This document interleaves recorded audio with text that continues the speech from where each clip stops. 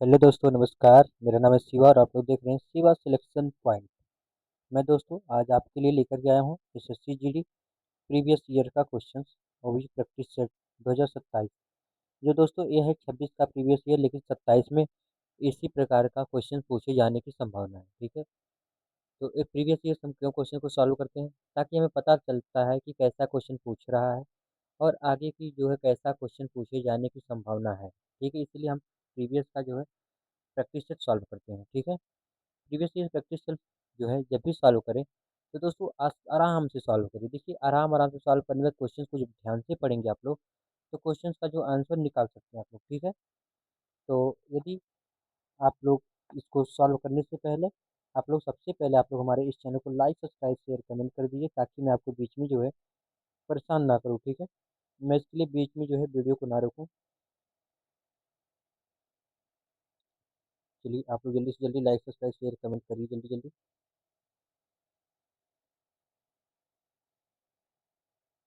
चलिए, मुझे भी होगा कि आप लोग जो है लाइक सब्सक्राइब शेयर और कमेंट कर दिए होंगे। अब दोस्तों मैं अपने क्वेश्चंस की स्क्रीन पर चला, ये आपकी स्क्रीन पर रहा पहला क्वेश्चन। चलिए, आपको बताना है कि राज्य विधानसभा विधानमंडल को बुलाने या स्थगित करने की शक्ति किसके पास है। क्योंकि आपके पास चार ऑप्शन है। पहला राज्यपाल, दूसरा विधानसभा का अध्यक्ष, तीसरा मुख्यमंत्री, चौथा राष्ट्रपति। आपको बताना है। ठीक है, राज्य विधानमंडल को बुलाने या स्थगित करने की शक्ति किसके पास होती है। आपके पास जो है चार ऑप्शन है दोस्तों। दोस्तों एक क्वेश्चन मैं पर मिनट में करवाऊंगा। ठीक है, देखिए, मैंने जो है आपको प्रीवियस ईयर एसएससी जीडी का क्वेश्चन दोस्तों करवा चुका है। आप लोग उसको मैथ का देख लीजिएगा दोस्तों। 40 मिनट में दोस्तों मैं 20 क्वेश्चन सॉल्व कराया हूँ, अभी बिल्कुल एकदम बुलेट की तरह, बिल्कुल फास्ट की तरह। लेकिन आपको जो है बिल्कुल समझ में आएगा। ठीक है, जब मैं वीडियो शूट कर रहा था दोस्तों, तो मुझे ऐसा लग रहा था कि मैं जो भी पढ़ा रहा हूँ तो शायद आपको समझ में ना आए, क्योंकि दोस्तों मेरी स्पीड तकरीबन 1.5 थी। ठीक है, यानी कि डेढ़ डेढ़ मिनट पर सेकंड की स्पीड से जो है हमारा चल रहा था। ठीक है, 1.5 सेकंड पर सेकंड की स्पीड से चल रहा था। ठीक है, आइए तो ये इसका हम जो है आपको आंसर देता हूँ। देखिए, राज्य विधानमंडल को बुलाने या स्थगित करने की शक्ति किसके पास होती है, तो ऑप्शन नंबर ही हमारा बिल्कुल सही है। वो हमारा कौन भैया, राज्यपाल है। ठीक है, चलिए, तो अब आपकी स्क्रीन पर हमारा अगला क्वेश्चन। आपको बताना है, भारत के राष्ट्रपति के चुनाव से संबंधित विवादों का निर्णय कौन करता है। आपको बताना है। आपके पास चार ऑप्शन है। पहला राष्ट्रपति, दूसरा जो है सर्वोच्च न्यायालय, तीसरा निर्वाचन आयोग, चौथा जो संसद। तो आपको बताना है इन चारों ऑप्शन में से कौन सा सही है।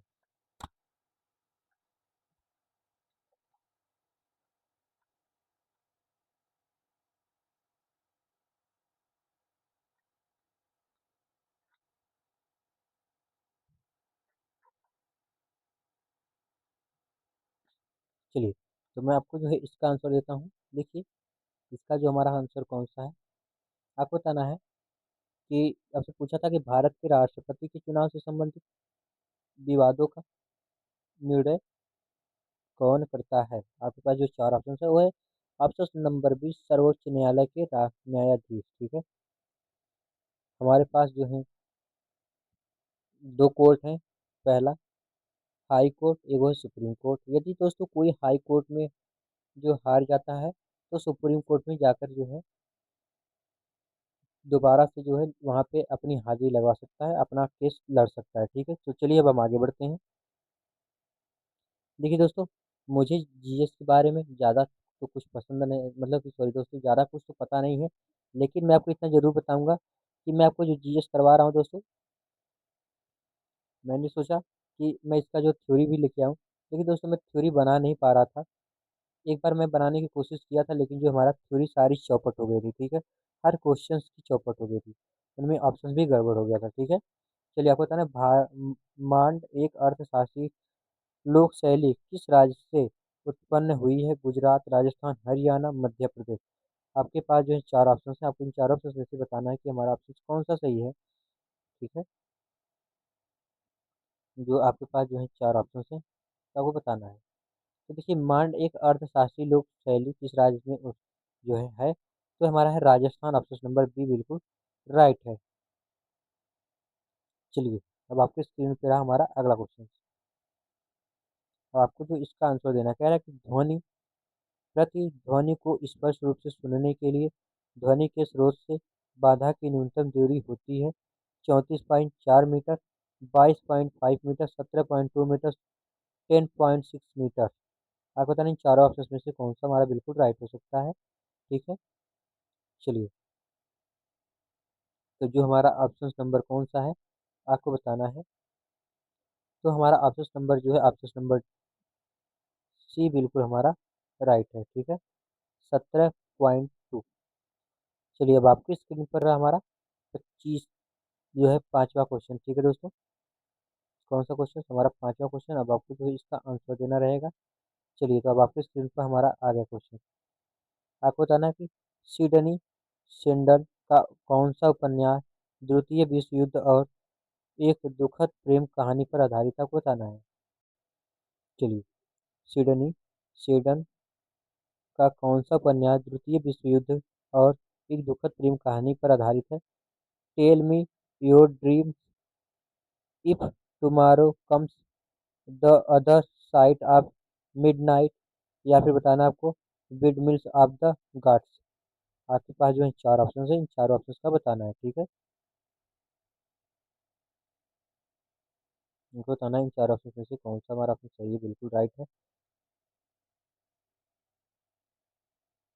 तो हमारा ऑप्शन नंबर कौन सा है, आप लोग कहेंगे भैया ऑप्शन नंबर सी हमारा बिल्कुल राइट है, जो कि the other side of midnight. ठीक है, अब आपकी स्क्रीन पर हमारा रहा छठा क्वेश्चन, आपको बताना है।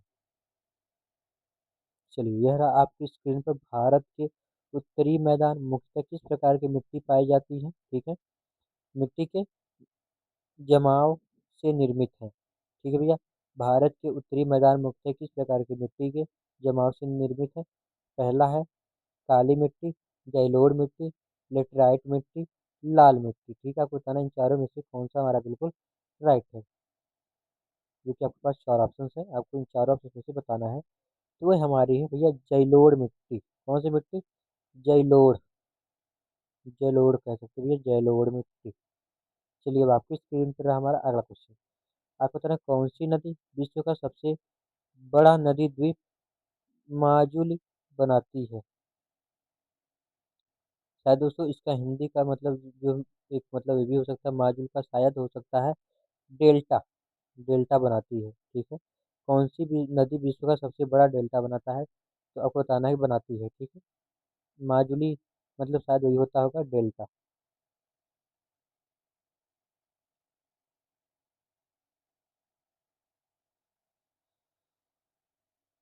चलिए तो आपकी स्क्रीन पर रहा हमारा जो इस सातवां क्वेश्चन, इसका आंसर जो है वह भैया है हमारा ब्रह्मपुत्र। कौन नदी है भैया, ब्रह्मपुत्र नदी है, जो कि ऑप्शन नंबर बी हमारा बिल्कुल राइट है। अब आपकी स्क्रीन पर रहा हमारा आठवां क्वेश्चन। अब आपको बताना है इसमें से कौन सा सही है।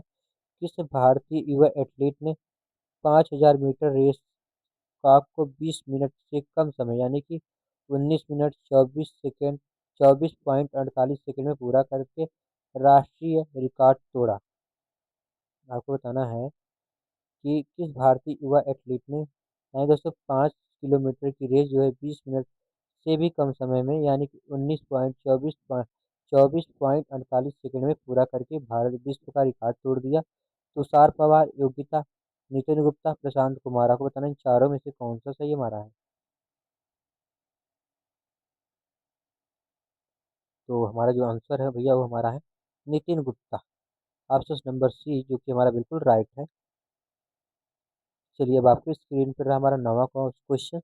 दिवालियापन समाधान शुल्क डैश डैश मूल्यांकन करता है। दिवालियापन या फिर समाधान शुल्क मूल्यांकन करता है सरकारी ऋण स्तर, व्यवसायों के लिए बीमा कवर, दिवालियापन के मामलों में समय, लागत और वसूली दर, या फिर ऋण ब्याज दर। आपको बताना इन चारों ऑप्शन में से कौन सा हमारा बिल्कुल राइट है। ठीक है,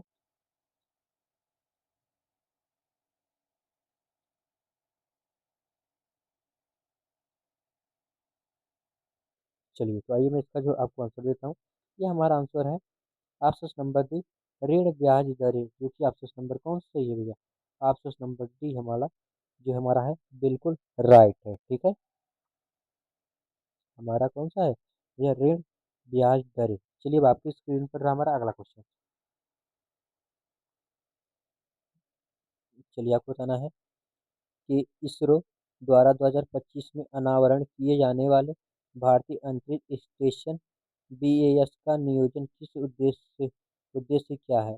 बीएस का नियोजन उद्देश्य क्या है, आपको बताना है। इन चारों ऑप्शन में से कौन सा हमारा बिल्कुल राइट है? आपको बताना है जो इसरो जो द्वारा 2025 में अनावरण किए जाने वाले भारतीय अंतरिक्ष स्टेशन बीएस का नियोजन किस उद्देश्य नियोजन का उद्देश्य क्या है, आपको बताना है। मंगल ग्रह अन्वेषण, चंद्रमानव मिशन, अंतरिक्ष पर्यटन और स्टेशन समर्थन, या फिर गहरे अंतरिक्ष संचार। आपको बताना है इन चारों ऑप्शन में से कौन सा हमारा बिल्कुल राइट है। इसरो द्वारा 2025 में अनावरण किए जाने वाले भारतीय अंतरिक्ष स्टेशन का नियोजन किस उद्देश्य इसका क्या था? तो आइए मैं आपको बताता हूँ। गहरे अंतरिक्ष संचार। ठीक है, ऑप्शन नंबर कौन सा है? ऑप्शन नंबर बी हमारा, सॉरी, ऑप्शन नंबर डी हमारा बिल्कुल राइट है। चलिए, तो अब आपको बताना है। आपकी स्क्रीन पर हमारा जो है अगला क्वेश्चन आ रहा है, और आपकी स्क्रीन पर हमारा अगला क्वेश्चन जो है यह है। ठीक है दोस्तों, बिल्कुल आपको बताना अगला क्वेश्चन हमारा यह है। दोस्तों, हमारी आवाज़ थोड़ी सी फंस फंस सी आ रही है, क्योंकि हमारा जो है मुख बिल्कुल सूख गया है। दोस्तों, मैं अपने इस वीडियो के बीच में रोक भी नहीं सकता, क्योंकि इसकी स्क्रीन को मैं जो है 10 मिनट का शेड्यूल नहीं लगाया हूँ। इस 25 सेकंड में ही स्क्रीन लॉक हो जा रही है। ठीक है, तो शायद हमारा वीडियो कट भी सकता है। तो दोस्तों, इसलिए थोड़ा सा जो है, अगर यदि लैंग्वेज अटपटा निकल जाए तो दोस्तों इसके लिए वेरी वेरी सॉरी। ठीक है, आपको बताना है कि फरवरी 2025 में इसरो की इंजन सुविधाओं में किसका सफलतापूर्वक परीक्षण किया गया, आपको बताना है कि जो ये हमारा था, फरवरी 2025 में इसरो की इंजन सुविधा में किसका सफलतापूर्वक परीक्षण किया गया, आपको बताना है। ठीक है, पहला हमारा क्रायोजेनिक इंजन कक्षा में पुनः आरंभ, निर्वात में CE-20 इंजन प्रज्वलन, या फिर ऑप्शन नंबर सी मानव रेडिएट जीवन समर्थन, या फिर ऑप्शन नंबर डी सौर पाल की तैनाती। आपको बताना इन चारों ऑप्शन में से हमारा कौन सा सही हो सकता है। ठीक है, ये हमारा है मानव रेटिस्ट जीवन समर्थन, ऑप्शन नंबर सी हमारा बिल्कुल राइट है। ठीक है, चलिए, अब आपकी स्क्रीन पर हमारा है 12वां क्वेश्चन। अब इसका आपको जो है आंसर देना है। आप बताना, भारतीय महिला क्रिकेटर टीम ने अपना पहला टेस्ट मैच किस वर्ष खेला था? भारतीय महिला क्रिकेट टीम ने अपना पहला टेस्ट मैच किस वर्ष खेला था, आपको बताना है। ठीक है, पहला 1973, 1976, 1983, 1986। आपके पास जो है चार ऑप्शन है, इन चार ऑप्शन का जो है आंसर आपको देना है। ठीक है, भारतीय महिला क्रिकेटर टीम ने अपना पहला टेस्ट मैच जो है पहला टेस्ट मैच किस वर्ष खेला था? तो 1983 में खेला था। ऑप्शन नंबर सी हमारा जो है बिल्कुल राइट है। चलिए, अब आपकी स्क्रीन पर रहा हमारा अगला क्वेश्चन, आपको बताना है। भारत में श्वेत क्रांति के जनक के रूप में किसे जाना जाता है? वर्गीज कुरियन को, विक्रम साराभाई, नॉर्मन बोरगाल को, या फिर MS स्वामीनाथन। आपको बताना है इन चारों ऑप्शन में से कौन सा हमारा बिल्कुल राइट है। ठीक है,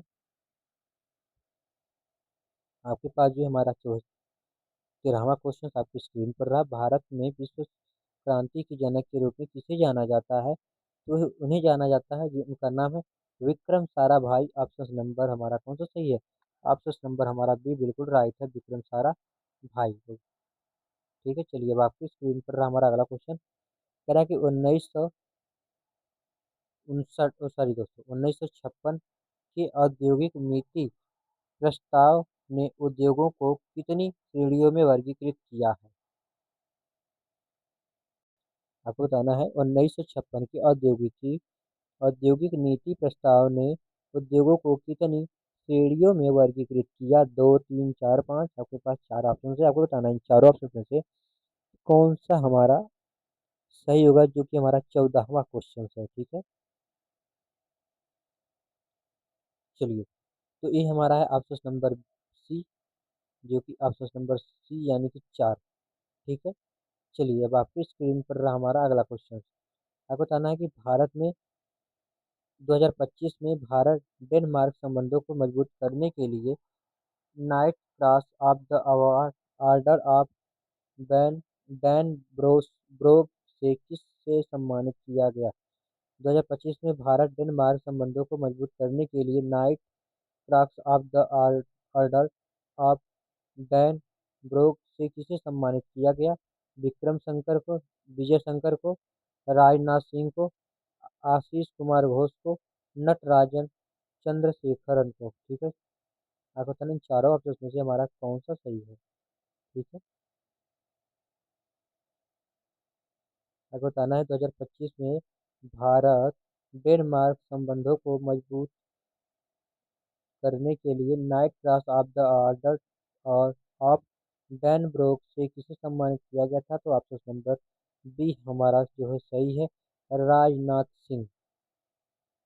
चलिए अब आपके स्क्रीन पर जो है हमारा अगला क्वेश्चन आने वाला है, अब आपको बताना है। ठीक है, यदि सरकार संकुचनकारी राजकोषीय नीति अपनाती है तो सार्वजनिक व्यय को कम करता है या करों को बढ़ाता है। अधिक पैसा छापता है, करों को कम करता है, सार्वजनिक व्यय बढ़ाता है। आपको बताना है इसका आंसर क्या होगा 16वां नंबर का। 16वें नंबर का क्वेश्चन क्या था। यदि सरकार संकुचनकारी राजकोषीय नीति अपनाती है तो सार्वजनिक व्यय को कम करता है या करों को बढ़ाता है। अधिक पैसा छापता है या फिर करों को कम करता है, सार्वजनिक व्यय बढ़ाता है। तो इसका आंसर क्या होने वाला है। इसका जो हमारा आंसर होगा अधिक पैसा छापता है, जो कि ऑप्शन नंबर बी हमारा बिल्कुल राइट है। ठीक है, चलिए अब आपकी स्क्रीन पर हमारा रहा अगला क्वेश्चन। आपको बताना है कि भारतीय अर्थव्यवस्था का कौन सा क्षेत्र कृषि के बाद रोजगार का दूसरा सबसे बड़ा स्रोत है। आपको बताना है भारतीय अर्थव्यवस्था का कौन सा क्षेत्र कृषि के बाद रोजगार का दूसरा सबसे बड़ा स्रोत है।